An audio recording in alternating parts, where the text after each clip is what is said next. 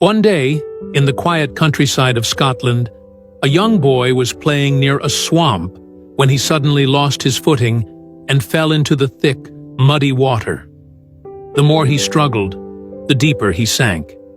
Terrified, he screamed for help, his cries echoing across the open fields.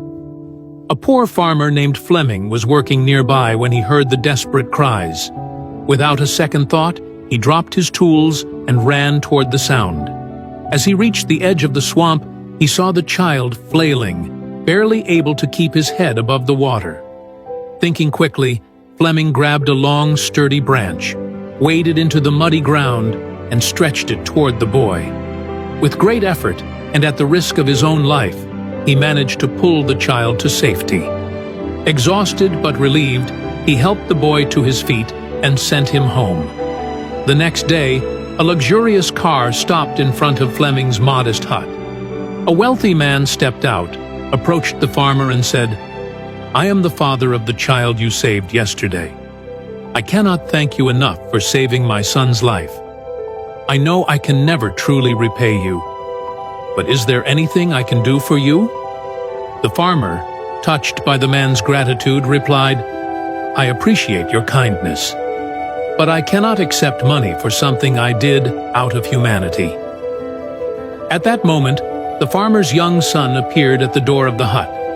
Seeing the boy and noticing the humble conditions in which the farmer lived, the wealthy man had an idea.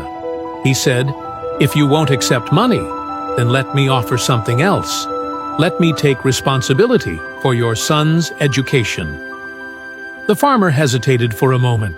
Sending his son to a prestigious institution was beyond his wildest dreams, but realizing the incredible opportunity before him, he nodded in agreement.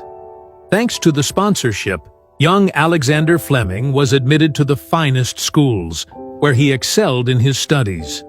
He later attended St. Mary's Hospital Medical School in London, where his relentless curiosity and scientific brilliance led him to a groundbreaking discovery: the world's first antibiotic, Penicillin, in 1928.